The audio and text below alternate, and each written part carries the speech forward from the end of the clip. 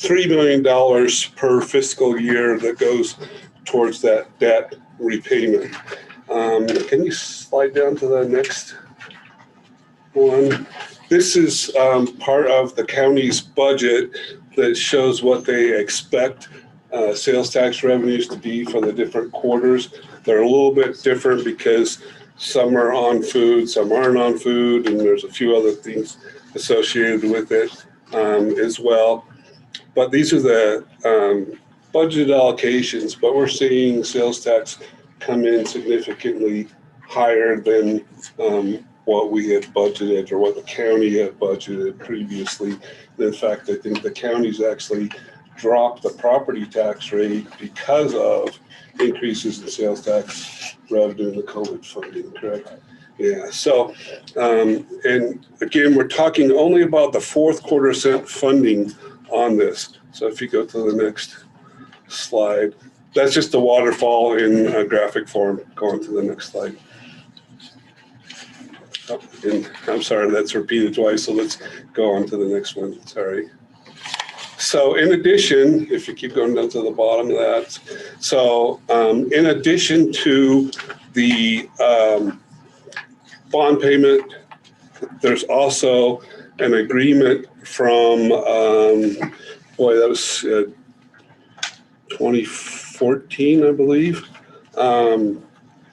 that out of the third quarter cent, there would be $2.5 million per year in addition to the bond payment that would go towards operations and maintenance of BRT with a 2.4% increase per year.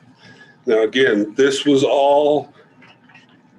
third quarter, but it's been replaced by the fourth quarter. If you want to move to the next slide, please. And what we've done is we've worked with UTA for a long time, and they spent a significant amount of time in coming up with what the true O&M costs are for BRT. And if somebody wants to take a deep dive into that, they're welcome to, and we can have Bill Green from UTA sit down in some one-on-ones or in a small group and go through it.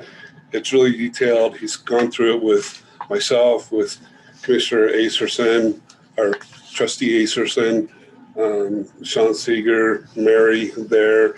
I had a pretty good idea of where it would be, and you know, they may be a few dollars off here or there, but they're coming in pretty close to exactitude on this, and obviously have hit what we think is a reasonable amount. I think they've done a great job. And what happens is, so we have the costs for UVX, but we also had costs for the bus system that was there prior to UVX. And so that cost was already allocated. Instead of spreading it out to do service, that went into that money that was set aside out of the first quarter cent to pay for that bus route. Now that money is allocated to UVX. So you got that 2021 budget, and then that baseline scenario is what we would have had with the, was it the 830? Is that the route number? And what those costs for the 830. So then we've got the total adjusted cost. And so you see that 3.6 million. We have funding coming in from UVU and BYU, $1 million each on past programs that are system-wide, but there's heavy use on the UVX system. We've got the fourth quarter cent funding going into that, and then we had that about 600,000 a year in CMAQ funding.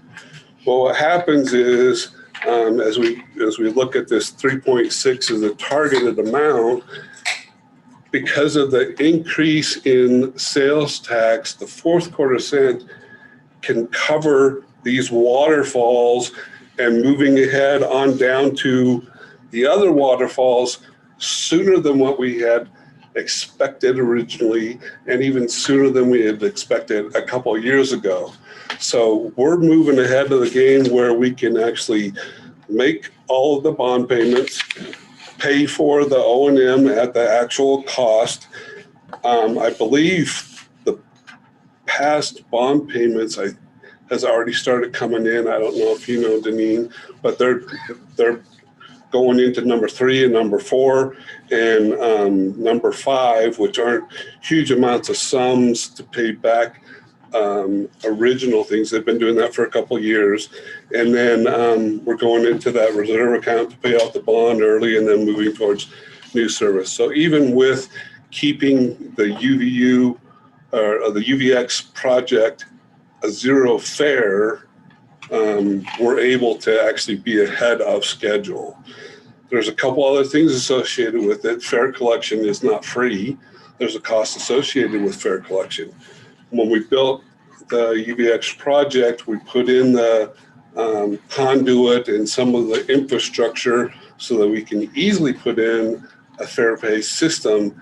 However, we're probably talking $1 million something in dollars for the actual, for the card readers and things. And so if you look at most of the people, 80%, probably 80 to 85% have fare paid cards through BYU, UVU, or their businesses, et cetera. We would only be capturing about 10% of fares on UVX. And in order to put in the fare reader system, it would take us several years of fare collection to make up that. Additionally, the socioeconomic status of those who would be paying a fare is typically on our lower end of that socioeconomic strata. And so we would be hitting disabled people, poor people, et cetera, much heavier than the general population because most of the other people that are riding it have passes. And we do have a veterans pass program that we implemented several years ago. So then also Commissioner Lee had a question about ridership. I've gone through the final report on the rapid transit system, and I know there were higher numbers prior to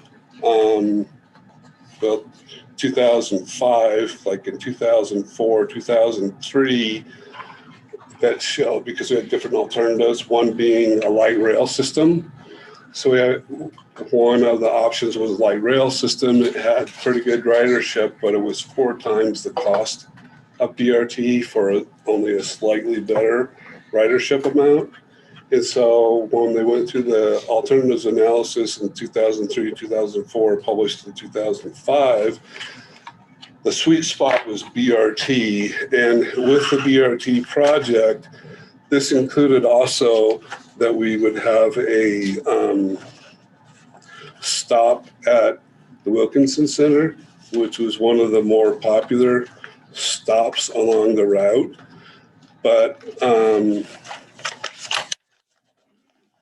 BYU's closed off that, and they didn't allow BRT to go in there. And there's some reasons with First Amendment, freedom of speech, and if that road is open to the public, does that become a public corridor? Something similar to the Main Street issues that they had between the church office building and Temple Square when they closed that off.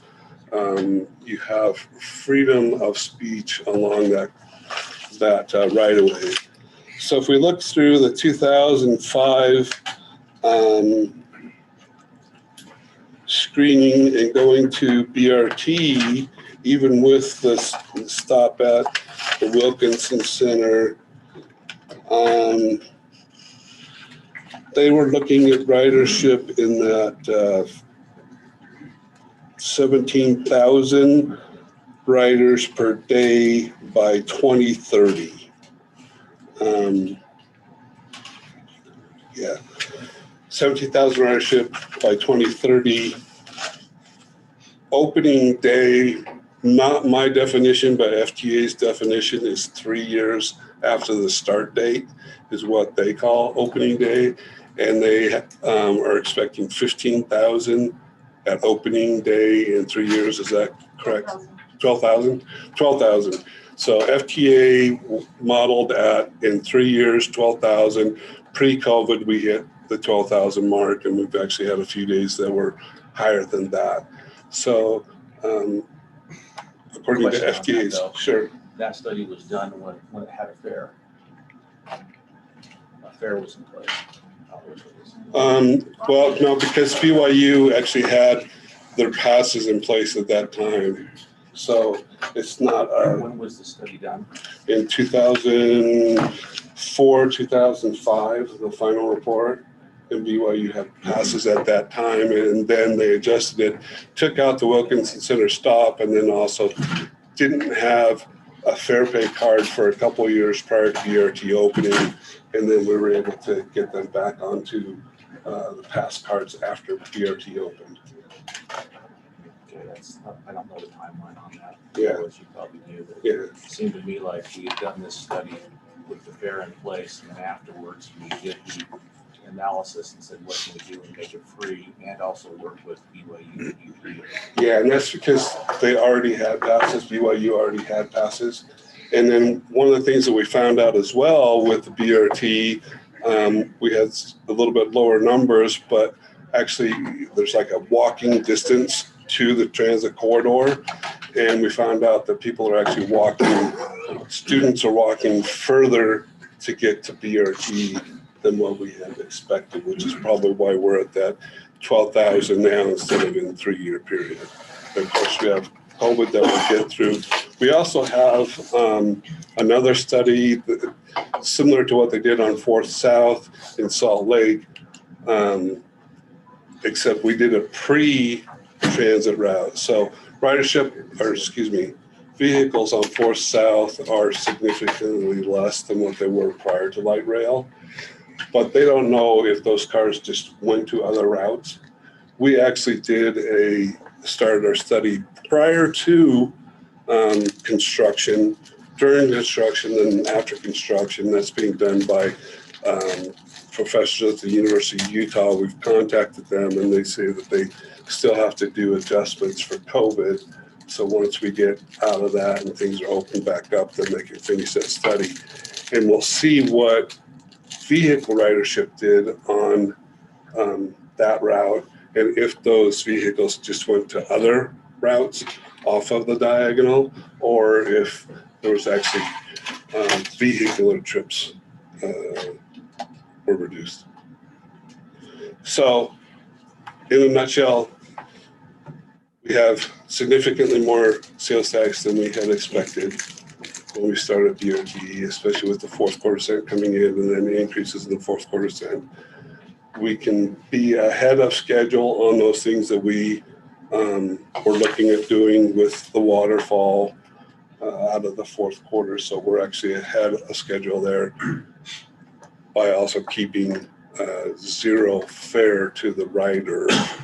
Now, BYU and UVU, I think it's part of the student fees or out of the travel account or something like that. So there's a cost, and there's a cost to all the residents because sales tax is paid for by the people. And so it's not free, it's just there's no fair cost to the rider. So are you saying that we can continue our zero fare without having the CMAQ there due to the increased sales tax revenues? Mm-hmm. As well as move ahead in our waterfall Sure. beyond what we had expected. So I think that's one of the concerns is new service to South County, new service to South County, and we should be ahead of our schedule. You know, we learned at the beginning that if you are frequent and free, that your ridership goes up 40–50%. Mm-hmm. And I think we've seen that, and so I think we're reaping the benefits of that. And certainly I think the people along the UTA UVX line appreciate that line and are seeing increased sales as well. So And we were in Davis County are implementing the same thing, starting the CMAQ funding for a subsidy on the O&M for that Sure. first 3 years, which is allowed. And then I don't know what the cost is for collecting fares on an annual basis. You talk about $1 million up front. Some costs, but then you're also going to have costs throughout the year if you were being set up to collect it, which you haven't brought forward. But so I think with our increased sales tax, I think it's good. We just keep on going without the CMAQ. Mary, do you know about the PASS program? Is it their student ID that they use, or is there a different issuing card? Okay, so Andrew, could I just remind people that this is the microphone right here in the middle? If you could kind of project your voice towards that, then the Zoom audience and recording will pick it up better. Thank you. So Andrew, yes. on the waterfalls cascading, Mhm. number 6 has no dollar amount, nor does number 7. Mhm. And the intent, as I understood it, as we were looking at this with service level agreements and so forth, was that we were hoping to be able to cascade down. And that if we got down to the number 6 and 7, at the time we were thinking, we hope, we don't know if it's going to get down there or not. But the reason why there was no dollar amount in there was so that it could take up the extra reserve and start to do exactly what it says, and that is pay off the bond early. But there's no dollars in there. And what we're saying is we want to take off that money that could go into paying off the bond early and do something different. Well, actually, what we're saying is what we want to do is do the number 2 in the waterfall, because that's what the agreement says. That interlocal agreement says you do number 1 completely. Then if there's any money left over, you go to number 2. Right. Right. And then if there's any money left over after number 2, then you go to number 3. Right. And what we're, I did that chart, and the reason why we don't have anything in those last 2 is because at that time we were looking at about a 8 million out of the fourth quarter sent 40%. And then we've adjusted up to 11 million, and it's actually probably going to be more like about 15 million. And UTA has actually already started they've paid off those past bond payments, and they've been making those payments for a couple of years out of the fourth. I don't have that exact number, either Janine or Bill Green would have that number. But if you look at that, you change the 11 million to like 15 million, and the bond payments, et cetera, stay the same. They've actually have moved significantly down there, and we're probably real close to going to that number 6, even Right. with I get that. number 2. But We're what getting it into looks number like 6. is that after number 5, there's going to be an insertion in there for another column or another bucket to flow into, which would be the free fare. No, that's number 2. Number 2. Yeah. Oh, you're saying the excess from that? Well, the excess from that should flow into number 3, and that's cascades down. Right. Once number 2 fills up, Right. which is paid for the cost of O&M, Right. which is what fares go towards, then it bumps It into goes number to number 3. Right. Right. So it should continue down until it hits the reserve. Because the whole time, I mean, there was always optimism that we were going to pay this off early. Correct. And we get there by getting to the point to where we can pay it off early in number 6. Right. But if we do something different along the path here, then we don't get to that point as well. And what I'm saying is, because of the increase in revenue in the fourth quarter since sales tax, we can actually cover the cost of the fare that we would be making up, which is a small number. We can still do that, and we can still get to number 6 ahead of what we had expected. But just not with as much money. Well, it's going to be either if you refinance a bond, or if any of these costs go up, if O&M goes up or whatever the next one is goes up, then yeah, there's going to be less. There's, a few thousand, $600,000 less that would go towards that. But that's not how that interlocal's set up. That interlocal's set up to say, pay for operations and maintenance. And then once you're done with that, then you can go on to the next ones. And we are ahead of schedule as to what we thought we would So, be. Andrew, that next bucket, number 2, Mhm.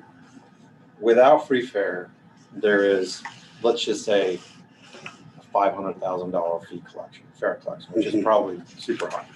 Right. I think the commissioner's point is, if you cover that in that bucket, there's $500,000 less when you get to 6. Your point is, it takes $1 million investment to even start recouping that $500,000. And so it's not available, that collection isn't even available today. Right. Because you have to invest money to Mhm. get to that money. So you're both correct. You're At both some correct. point, there is more money at 6, but in the next few years, there is not more money in 6 because we have to invest in order to collect the fare. Correct. Yeah, there's a cost to collect. And then also, And just to add to that, Andrew, UTA is going through I guess, trying to determine what that next stage of fare collection is going to be system-wide. And that's a pretty big investment. And if we were to implement what we have now, it would be obsolete when we make that decision. So that's a year and a half out probably. So, I mean, not that that's just what it is. That doesn't mean we can't do it, but right. I mean, the real question, as I see it, is do we want to continue free fares on the system? I mean, and how do we fund that? I mean, obviously there's more money there than what was anticipated. And there's been a better pencil put to it to determine what the O&M actually is. It's more than what initially was set in place. All those factor into what we need to decide is, You know, and the question is, what does the free fare do for our community? Yeah. So it actually increases sales. It actually provides transportation for those that may not be economically set to pay the fare. It increases ridership. I think you have to weigh all of that. You can't just say, all right, there's 500 or 600,000 we're losing. That isn't really the case. There are costs to that 500,000 to 600,000, and there's a loss if, in fact, we start to charge fares to people who don't want to pay them. And then you have to ask, what is it we want to do as a community? Yeah. Do we want to help those within our community who could use the help and who use the bus? I mean, I talk to people who do use the bus who are economically challenged, and they really, really appreciate the fact that it's there for them. And I see increased sales, like I say, with people who find it convenient that they don't have to worry about things, they just hop on. If I could just read number 2 from the interlocal agreement. so more of an investment. I mean, it's an investment. Yes. Yeah. So number 2 says, in the event that the annual fourth quarter transit revenues received by UTA from the Utah State Tax Commission are more than sufficient to pay the principal and interest, which is number 1, as described above, UTA shall apply additional fourth quarter transit revenues to the extent available to pay the actual documented O&M costs incurred by UTA with respect to BRT. So it's saying after you pay the bond and the interest on the bond, then you apply the fourth quarter transit revenues to pay the actual documented O&M costs incurred by UTA for the BRT system. And then it says, after you have paid for that, then you can go on to number 3. So Andrew, you read that as the full O&M cost, including. Yeah, it doesn't say anything. It doesn't split out. It doesn't say anything about fare Okay. collection in here at all. It just says that UTA Gotcha. UTA shall apply additional fourth quarter cents revenue to pay the actual documented O&M costs incurred by UTA with respect to BRT. which means you're saying we don't even need to vote to change anything to stay with free But fares. yeah, by interlocal agreement between the county and UTA, to me, it says, UTA shall apply additional fourth quarter cent to the extent that's available. So after you pay for the bond, then you move to the operations and maintenance.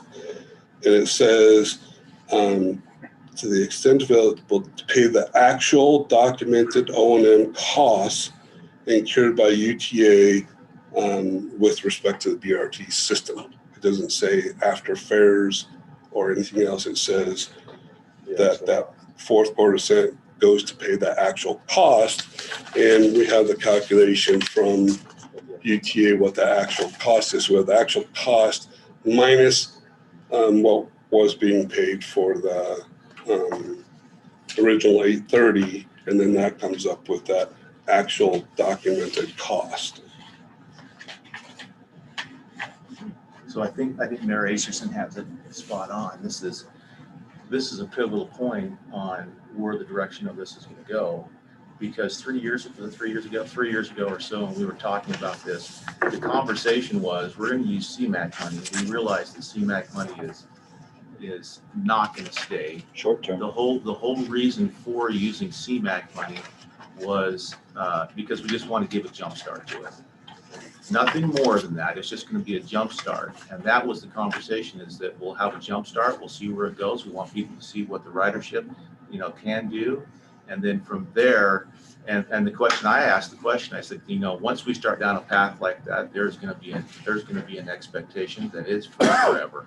And I said, are we willing to pull this back? And many, not all in this meeting, but many said, oh yeah, we're willing to go back if needed and necessary. Now, of course, the future you can't predict, but that was the expectation, at least from my perception as we were looking at it, was that we were going to jumpstart this, get it going, so that it was understood that it was in the community and how it could work, and then that money would go away, and the fare.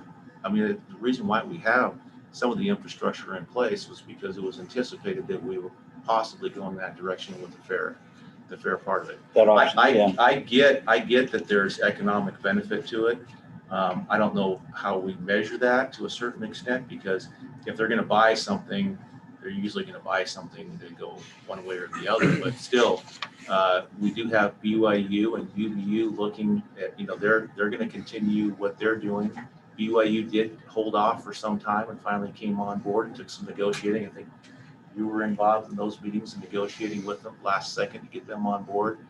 And so I look at it as, and I get it, we probably don't even have to have a vote on this thing if you want to say it's part of the operation and maintenance part of it, but it wasn't part of the operation and maintenance part of it when we were first looking at it with the CMAQ money. So with the CMAQ, it can only pay for operations and maintenance. Right. It's not allowed to pay for other things.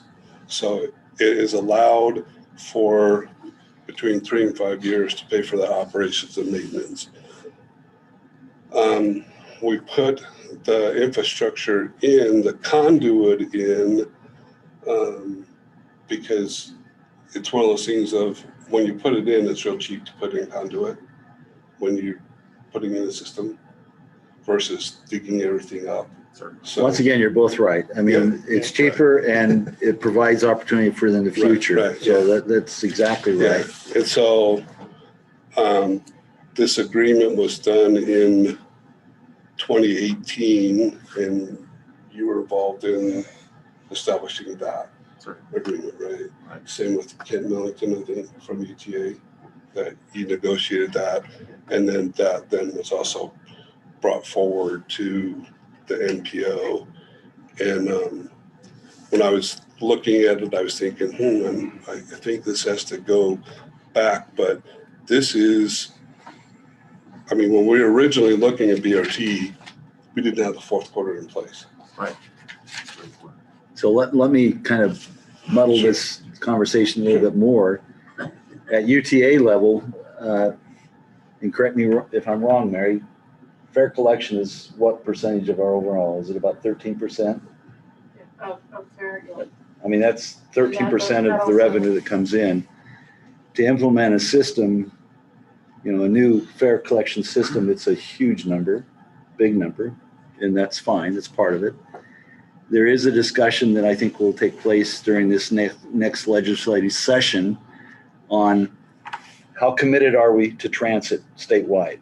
Are we looking at really getting cars off the road, you know, and getting people more on transit? And if so, is that number small enough or not too big that from a state perspective, we're going to say we're going to invest not just in the infrastructure, but we're going to invest in the O&M.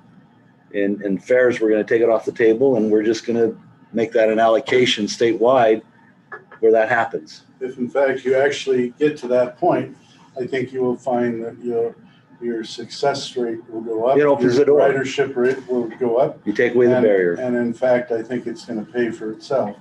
And I made the motion back in the day that we accept the CMAQ money. And we had Orrin Hatch who recommended it. We had John Curtis who recommended it because it's a federal grant. And it's for, congestion mitigation. It's for air pollution reduction. And it's doing that. And there's a lot of variables. And then, this has succeeded beyond our wildest dreams. Together with sales tax going up way beyond what anybody thought. So, I don't know that we need a motion either because it's already in there, but I think it's doing what it was planning to do. My thought was always in making the motion is that we would try to get an additional CMAQ money and continue on, because I can see that in fact, when the fare is free, additional riders get on and it becomes a much better system. And just like what you're looking at, I think you're going to find if you were to instigate it, that it not only pays for itself, but raises the lake up even more. So, We're not sure that's the case, but we're anticipating that discussion needs to take place at that level, because that's typically where the funding comes. It comes from the federal or the states. So that's just kind of a broader look at it. We're only talking about the UTA portion of the fourth quarter cent. Yeah. The third quarter cent is, I believe, pretty much all paid back. All those obligations to the third have been done. And I think Utah County they're going to be made whole. I mean, that's happening. It's just I think the question. It's just the question: do as a group or as a committee or as a legislative or a body, do we want that to happen? Weigh that between is sooner better, or is it better to invest potentially in maintaining the free fare system for a period of time? We've been made whole on $65 million. Yeah, and I don't. Not the 65 million, but you've got the money that was paid for the first couple of years towards the bond, Right. plus the money that was But it hasn't paid. been made, you said made whole, or haven't, the county hasn't. Not yet, Yeah. Well, but there's a plan, and it so looks like it's well, more than going to happen. if you could let me clarify just a Yeah. second. So paying back that previous obligations, I believe we're pretty close on that. I don't want to put Deneen on the spot, or if you know those numbers. Or, I do actually. yeah, so So UTA still, they have been paying us, and I want to make it clear, they have been paying the current debt service, and they have made contributions for the past debt service. As of December 31st, 2020, what they owed was about $2.6 million for the design study, and then about $3.6 million for previous year's debt service payments, and that's all. So they've taken over with the fourth quarter all that bond payments and interest and O&M. They've been doing that. So there's no quote unquote third quarter cent obligation that the county is paying towards the bond. It's all coming out of that fourth quarter. Plus they have been making additional, which is this numbers 3 and 4. They're moving back towards that, and they've got a total of 6.2 million. So we guess that 3 and 4 will be done, could possibly be within a year or two. And then, 3, 4, and 5. And then we would I'm guessing that We're they've going got in the right some direction. number. Yeah, yeah. That's, It feels like at the end of the day, whatever money you spend on, I'm just gonna call it supplemental fares, you can't put back in the bond as quickly as the commissioner would like. Understandable, right?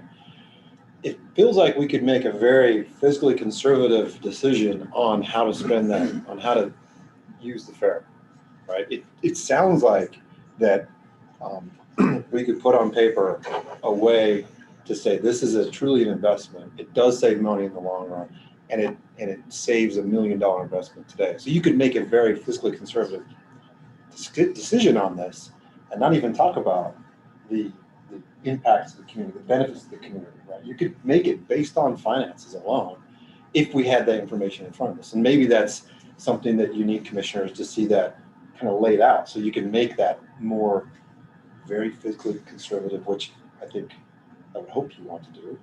I think that's all we want to do, right? We want to make sure this is a good investment. So maybe we could spend a few minutes, in the next couple of weeks, Andrew, putting that on paper, Yep. so that the group can say, okay, this makes sense financially for us, in addition to all the social benefits that come with it. Good point. does that I give feel like everyone the elected comfort? I mean, I think that's a good way to move. Okay, anything else? Okay, make no motion, we'll move on to our next item. That's the, Right, UTA, get the numbers up. Come on, we need them. number 4 is Utah County Transportation Bond Payment Refinance and Additional Buy Down. Sean, do you want to lead us on this? Let me pass out this flyer, which is what's on the screen.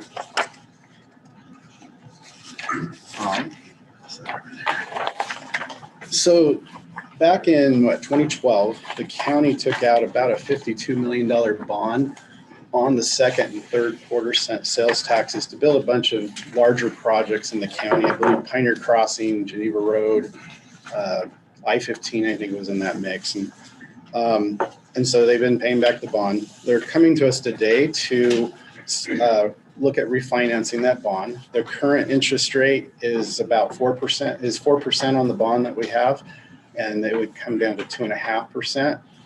This table is showing different scenarios of what they could do. So right now we have about 19 years left on the current bond.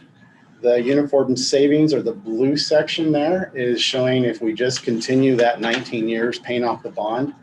The first column where it says contribution amount of 0, that is the savings per year that we would make just by refinancing the bond. So about $500,000 a year in savings that could then go to transportation projects, right? The second column is if we put $3 million out of the third quarter sales tax, and paid down that bond, put a contribution toward it. It shows per year what we're saving. And then the third column is if we put $500 million, and the fourth is if we put $10 million. At the bottom, where it says total gross savings, we would get $9.3 million by putting no money down, no contribution. If we put $3 million, we'd get $12 million, almost $13 million savings, and then $15 million and $21 million for the $5 and the $10 million contribution. When we look at this, the part that really tells the story is the net gross savings at the bottom. So again, we're getting a $9.3 million savings by paying no contribution at all. But when we pay $3 million, we're getting a $9.8 million savings. So only about $500,000 over the life of that bond do we recoup for that $3 million investment. And so on all three of those contribution amounts towards keeping the bond in that uniform savings area, none of them pay for what we would put in at the beginning. And so when we look at that scenario, it is the first scenario where we would just refinance that would make sense, at least in our view of it. On the second area, the shorter amortization, what this is saying is we're going to cut 2.5, 3 years off the bond. And so at the bottom where the numbers go gray, that's basically the bond's paid off and we're recouping, we're getting the actual income that we were paying in bond payments. And so what they have done here is in the first column, again, it's no money down. We just refinance the bond, but we cut 2.5 years off. And basically, as you can see, there's not much savings. There's a little bit of savings, but all of the savings go back into paying down the bond or having a shorter lifespan of that bond. And then the next 3 columns, again, are a $3 million, a $5 million, and a $10 million investment from the third quarter since sales tax. So I'll point out at the bottom again, when you look at, I want to be able to point to this. When you look at the no down payment or contribution, we now save $12.8 million over the current bond.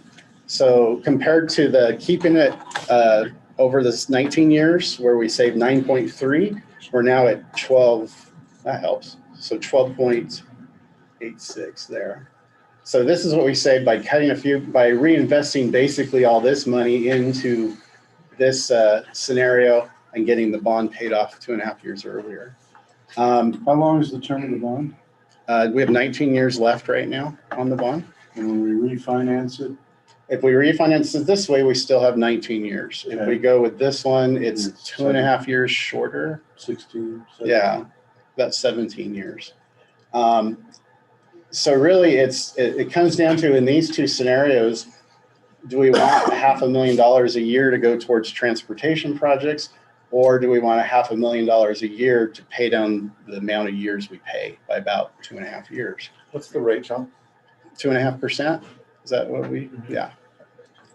And then in these scenarios where we put $3 million, $5 million, or $10 million out of the third quarter since sales tax to pay it even more down, as you can see, if we're saving 12.8 million in this scenario, this one we save 14 million or 14.5. And so, you know, what is that, about less than 2 million difference? So we're paying 3 million to save, to basically get 1.8 million. So as we've looked at it, all of these where we put money to pay it down or contribute, they really don't cash out in the end. Again, we also, in these scenarios, our savings are at the end, meaning we wait 15, 16 years to recoup those investments. And so I think, at least when we've talked about it as staff, we think it's a great idea to refinance it. We don't know if we would recommend putting additional funding in it because of the amount that you get at the end. It would be a really good column to add to this. We don't often do this, but the buying power of that $500,000 Right. decreases over the life of that, right? And at the bottom, you may have saved a total of $14 million or $12 million, but it's worth far less Right. than $12 million today. The reason we bond for projects now is we can get more now at a today rate, At a right? 2.5% interest rate and a 4% inflation, you're making money, right? Right, right. But we don't often compare those Are two. you sure on your 4% inflation? I'm being very conservative, right? Yeah, I just know. thought of that. Absolutely, it's more like Maybe you eight. know. Yeah. That was the times factor he was using. Yeah. But, you know. for worse sake- Compounded. Yeah, compounded, right? That, decision makers don't often get presented with that side of the equation, and I Right. think it's important for us to keep that in Well, mind. like your discussion earlier about there's other benefits, not just for just the free fare, it's the businesses and the traffic. Obviously, if we have a lower interest rate, we should take advantage of that. And that's a big benefit. And if we can pay it off in less years, that's a big benefit. And it doesn't make sense to be adding money to it. So, I mean, I'm in favor of the first column there of the second group. Mr. Pro Tem Chair, if Yes. that's the appropriate wording. The county's been. He answered to it too. Yeah, he did. It was fantastic. The county has been very aggressive in our bonds. We've had some really good success. And that's why, and we've already had this conversation, on the last one with this group. which turned out to be really well. The county's going to go forward with the zero no matter what, if there's any in there. We just wanted to have this conversation, and we do have Matt here and Deneen here to probably walk through some of the scenarios from what they see. Matt is our financial advisor, does an excellent job for us. And of course, Deneen, Deneen, she's exceptional at what she does. And so if we could give them a little bit of time to that'd kind be of walk fine. through. Sure, yes, and there's, thank you. Maybe Commissioner, I'll speak just real quick. John, I think you did a really nice job walking through the schedule. Again, there are so many different ways that you can restructure debt, right? You can actually take savings up front, which we haven't shown. And really the genesis of your savings structure is based on really your need for cash and for projects. And so I think Sean covered these scenarios very well. And our goal in showing the cash contribution to this group was really just to ask, are there monies, unproductive monies, that aren't programmed for projects, that are just sitting in PTIP earning, the mattress rate, I call it, right? So you can really use that money and pay down 4% debt with it instead of earning essentially zero. So that's what the mathematics show. Happy to answer further questions, but again, I think the question is, are there unproductive dollars that we can use and save additional money? So the question is, and maybe this is for you, Commissioner, but is the county going through every one of your bonds and looking at the interest rates and what they were and what they are now? Absolutely. And then systematically making those changes? When the call dates come up, we go through every single one of them. We've already gone through our parameters resolutions. We've already had our open public meetings about this one. Sure. And we have our parameters in place, and so we're set and primed and ready to go. And it's just a matter of finding the right market, the right timing, and our call dates whenever they come into place. And we just wanted to have this conversation to see, like Matt said, is there anything in there that would be advantageous to us as a group, for the future? Because we certainly don't, and I get it, interest rates are going up, cost rates are going up, over rates are happening on our projects, and so we have to be careful on how we look at that. But if there is monies that is sitting out there that in the next, however many years we look at this and say, boy, we could get a lot bigger bang for that, we should at least consider it. Well said, Commissioner. If I could add to, I know, Sean, we're facing some project overruns that are coming in with our existing projects that have been selected. We anticipate that we will be bringing those to the board with those requests for overages that are occurring. We think we're going to put that money to work really fast. We have $150 million already programmed out of that fund over the next 4 years. So we have projects lined up to go. We have overruns coming in. And from staff's perspective, I think we have a need for that money. To Matt's point, it's not sitting there being unused. So I appreciate this. So how much do we have in there? Is it about 40? Is there 43?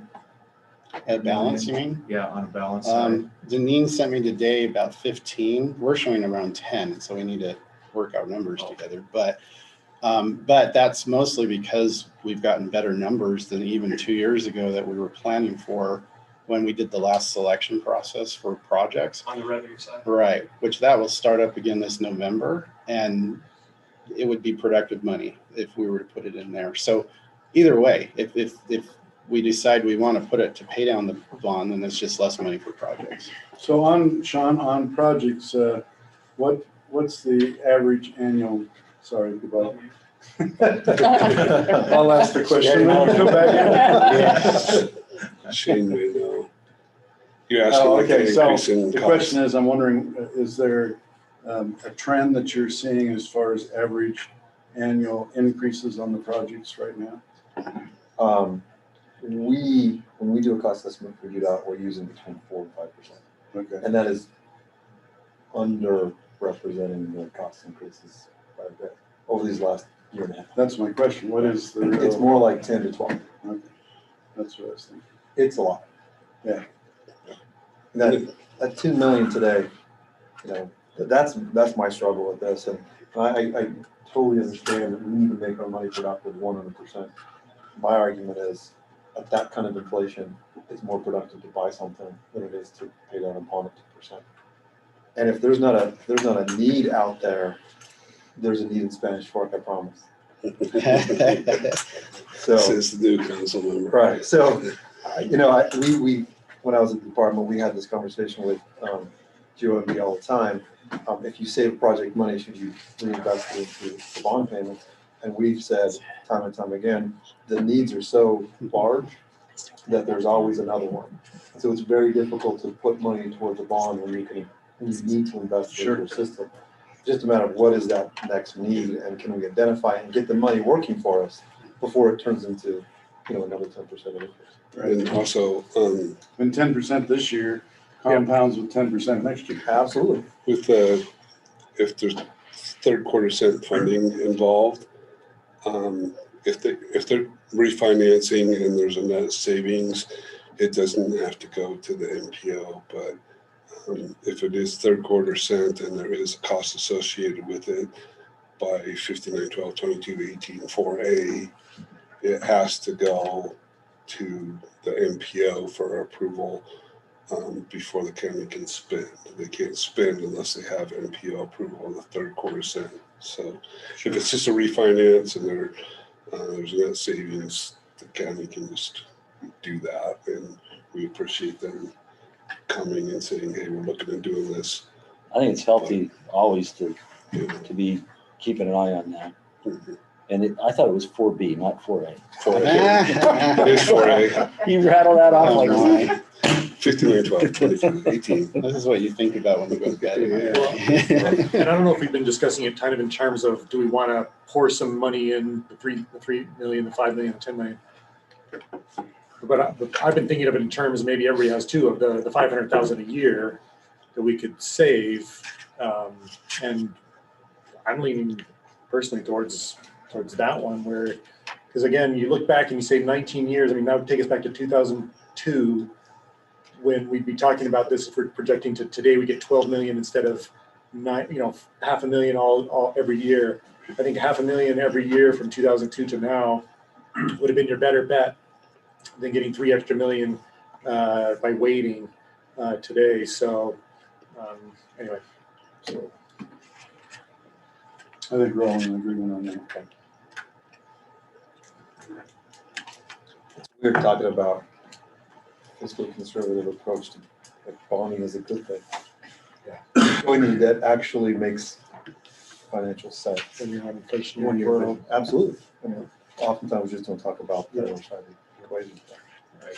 And we just wanted, we didn't know for sure where it was coming. We just want to present it as, and we're going to move forward on the zero one, no matter what, because we can see the advantage for that. We didn't know if there was other monies that could be added to it, like we did on the last one. The last one we put, what was it, $10 million towards it? No, it was, yeah. And that one turned out to be advantageous. We had that discussion on the last one. And like I mentioned on the last one, we want to be purchasing property. That's the reason why we have that fund in place, and you can see how it's continuing to increase. And now we're saying we should have pushed it more back then, for corridor preservation. And we just want to bring this before you and That's say, a great point. What? What invested $500,000 in corridor preservation every year? Yeah. It's a huge return on investment. That exactly. would be moving 3 million per year. And an additional. Right. So I hate to interrupt. I have another meeting at 1 and I have to leave. Okay, Was there an action item that we're gonna? does this require an action item then? It depends. If you're wanting to add money to it, then it would, and that would have to get forwarded to the MPO. If they're just going forward with one of these that has no additional funding, then there's no need for a motion, and they can just do it on their own. I just didn't want us to leave it short of a quorum. Yeah. So, and I apologize, but Oh, that's fine, but But it seems like I think where we're at is. everybody's moving towards, Yeah. go ahead and refinance, don't put any Yeah. money towards it, and that's just Oh, I something read that it. county can just do. Okay. Thank you. sorry about that, guys.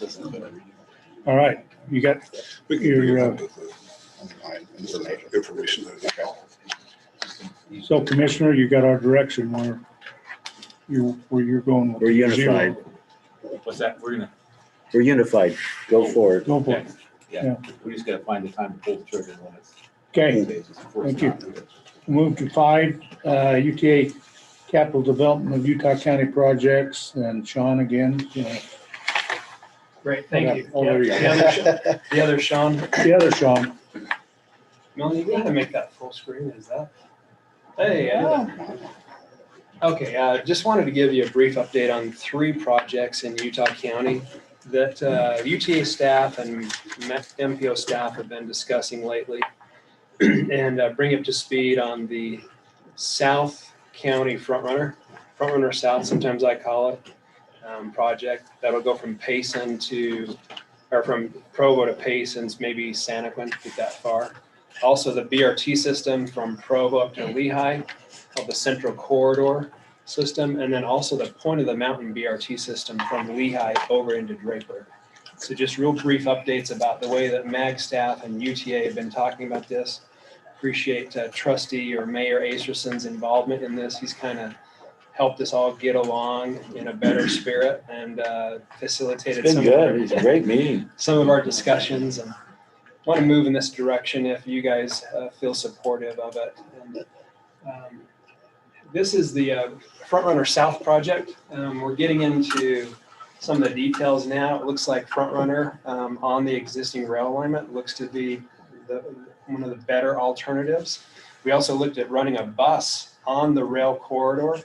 We looked at a bunch of different scenarios of running the bus on Interstate 15 and different things like that. So ridership looks really good for running Frontrunner all the way down to Payson, and then figuring out what to do from Payson down to Santaquin.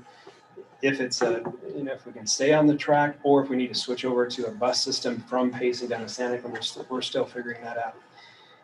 Mayors and county commissioners allocated $2 million just a couple months ago to put to UTA to forward this project into an environmental. This is a planning study right now. We want to move immediately into an environmental document. And so we've got about $2 million. We may need another $1 million or so to get that completed. We're still doing some of the costing on the environmental. And I'm going to tell you how we can move another $1 million onto that if you guys are supportive. I'm going to go down to the next project. Let's see. Let's look at, this Central Corridor study. So we've got $2 million on this as well. The mayors and county commissioners put $2 million onto Central Corridor environmental, and we're ready to push that into an environmental as well. However, as we start to look at how complex and long this corridor is, staff is looking at that saying maybe it's better to start to break that project up into segments and a phasing plan and a funding plan. Because right now we're looking at significant capital outlay of probably over $1 billion to do something like this. Whereas Frontrunner South, the train from Provo to Payson, Santaquin, probably 300 million, somewhere in that range, 400 million. So this is $1 billion baby, whereas Frontrunner South is probably 300 to 400 million. We have $2 million on this right now, or excuse me, we have $3 million on the environmental on this right now that you guys put on there. We could take some of that money and put it onto Frontrunner South as needed. As those costs come in, we'll bring that back to the MPO board and make that a formal motion. But that's what staff is thinking right now is let's continue to make progress on Central Corridor by creating a phasing plan and break that up into logical segments so we can then fund different segments of that as we go into construction. Sean? Yeah. Question for you. I haven't seen this addressed anywhere, and it's probably going to be addressed later, but on the funding portion, I haven't seen a ballpark idea where you think the money is going to come from. Right. And would love to see that just informally. Yes. Informally, it is spelled out in the regional transportation plan, meaning that this is the work that Sean Elliott and our staff does, is he says, how are we going to pay for this? Well, what we do is we put another 1/4 sales tax into play. We assume that in the financial assumptions, and we say that we pass the 5th quarter, which if Andrew said and how that, much of the Central Corridor would that pay? it would generate another 25 million a year in today's dollars, and you could bond against it. So say you bonded 20 years, That's another $500 million, something like that. So then you'd still need federal funding. Yes. And what kind of federal funding would that be? In the plan, we assume a 50-50. So 50% federal funds, 50% local funds. And what kind of funds would those be from the federal government? They have regular new start monies and small start monies that UTA is constantly applying for. So UTA is always in that process of trying to put those grant requests in.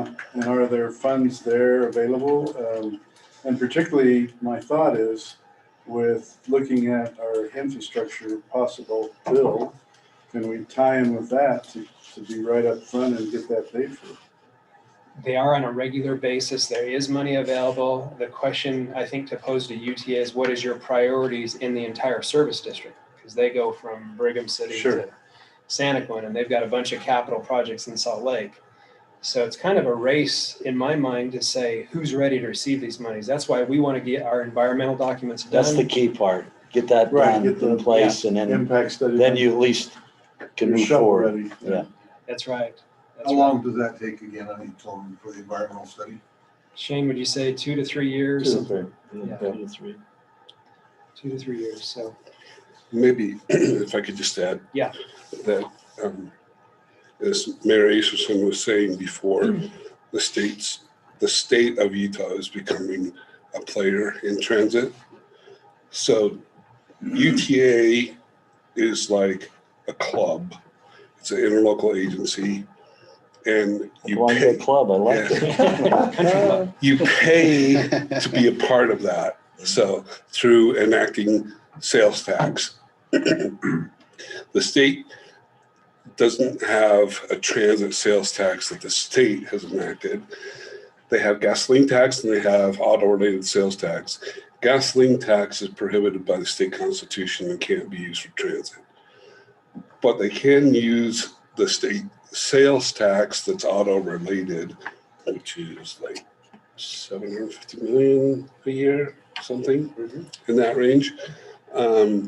And they are becoming more and more a player in transit. And so they may, because it's cheaper in many instances to put an investment into transit versus an investment into freeways, I think we'll be seeing in the next few years state investment as well into these projects. And so we may have some local, we may have some state and federal. Does your plan have any state in it right now for transit? The TIF is in it. It does not grow like the TIF did. pretty So Pretty small. Okay. the next plan we're going to discuss, should it be also growing just like the TIF? So there should be additional funding. Yeah, great point, Andrew. And we saw that this last legislative session, to everyone's point, 300 million from state legislature to UDOT to UTA for front runner expansion. So we're starting to see that investment. In fact, this kind And they of also started. put money into the BRT projects in Weber and Davis County. Yeah, good point. This kind of started with when Shane was the region director at Region 3, kind of a partnership between Region 3 and the Transit Authority to make BRT, UBX, successful down the parkway. You know, UDOT Region 3 did their part by adding a lane. They allowed the operations of BRT. And so that partnership was very helpful to get us thinking in this way.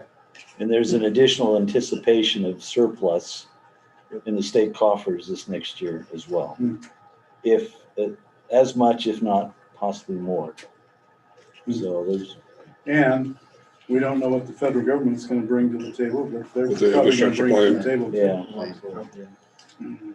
Sean, before you leave that. Yeah. To the mayor's point, so it's a long project, $1 billion+ dollars.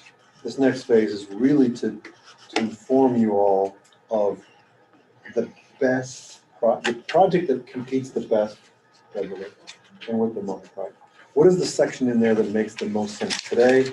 What's the one that makes sense tomorrow? And so forth, And so that you can make those decisions on how to move this thing forward. Biggest And one bang for your thing buck. going for us is that UVX is successful. It's a good project for the Department of Transportation. They bet on us over others, and it's worked out well. So that should help us. It'll rank well, you know, it will. There'll be pieces that rank really well. Yeah. Right, and that's we're trying to dig out what those pieces are. Sean, if I can add the Yes. importance of UDOT in these partnerships as well.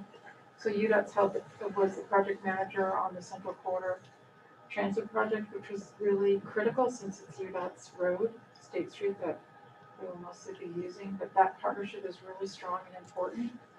And in figuring out the next steps, and the same on South Valley, that UDOT sits in partnership with MAG and UTA. For sure, thank you. Yeah, with UDOT being involved to the degree they are, if there are exceptions or adaptation, UDOT's much better to do that because it's their turf and they can make those adjustments. And so that's a very valuable point to that relationship. Very important. That's almost, I predicate this money coming to the project based on that assumption that UDOT continues to be involved at that project manager level. So that's what we recommend, and that's what it looks like it's going to happen. Any other questions on Front Runner South or Central Corridor before I talk briefly about the Point of the Mountain? So the Point of the Mountain project is this section right here from Draper's Front Runner Station through the Point project that Alan Matheson is putting together. That's the old prison site. And then over on the east side of I-15 at 146 South, wrapping around the gravel pits into North Lehigh, SR 92, Triumph Bridge coming over into the Lehigh Front Runner Station. So that project's EIS is fully funded now. We should have that completed EIS in probably a year. Shane, do you think? There's enough pressure to get it done in a year, probably. Yeah, probably a year. And so now what we're doing is we're talking about implementation. How do we come up with the money? To Mayor Brunt's point about the other projects, how do we put that money together? And there's initial meetings starting here in August. We'll keep you guys updated on that. And there'll probably be some state involvement, I would hope, in this project. And so they may be coming to Lehigh or Utah County for local contribution into this project. We need to be aware of that. And as soon as we start to see what those numbers are, we'll bring those to you. There are some perceived state commitments that were made in the past that I think are going to be pulled in, I hope. Yeah. This was originally envisioned as a light rail line, and now we've switched that to a bus rapid transit system, just like UVX. It's kind of a higher performing gold level, gold standard BRT. Does the Point of the Mountain, it will impact how this plays out. And my question is, how will it impact? Because once the prison is completed, then things will start to move progressively faster towards demolition. And then this is really going to become an important infrastructure up front. I really see this as the next project for UTA, maybe except for Mid-Valley BRT. That one's pretty close as well. To your point, Mayor Brunt's, the Point project has a lot of momentum behind it. We'll see if that drives this project. Well, and it isn't independent of the Central Corridor because there is some overlap there that they want to make sure that it blends well into it. And so I think they've extended the environmental study on that to come across the Point of the Mountain, how it ties into the Central Corridor, which will be helpful. Yeah. So that's all I got. Thank you very much. Okay, thank you. Say something about the west side. Eagle Mountain, Saratoga Springs. You got to say something there. I'd love to talk about it because we've been doing some planning work with UTA, MAG staff has, with Trustee Acerson as well, and come up with some really attractive ways to increase service out there, create maybe a couple park and ride lots that helps the flow of picking up passengers so we're not lingering through neighborhoods, and creating one of these on-demand transit service systems like an Uber for that area called Via. And so really exciting things in terms of giving them some better connection to the Front Runner system. UDOT is a willing partner. Yeah. That really. So Eagle Mountain is bringing another data center in, just as large as the one that's there. Yeah. And so that's going to be significantly important to get that out there. Eagle Mountain, great to see Eagle Mountain have success on the development side of commercial and industrial. Thank you. We just need to get Eagle Mountain into one city instead of two. Because ranches. big gap. There's a mountain in the way. That's crazy. Yeah. Okay, thank you. Is there any other business we need to attend to today? If not, I ask for a motion to adjourn, and our next meeting is scheduled tentatively for September 1st, 2021. So I ask for a motion to adjourn. I'll make that motion. Have a motion, do I have a second? I'll second. A second, all in favor, say aye. Any opposed? Motion carries. Thank you. It's been Thank you. a privilege to be chair today. Yes, thank you.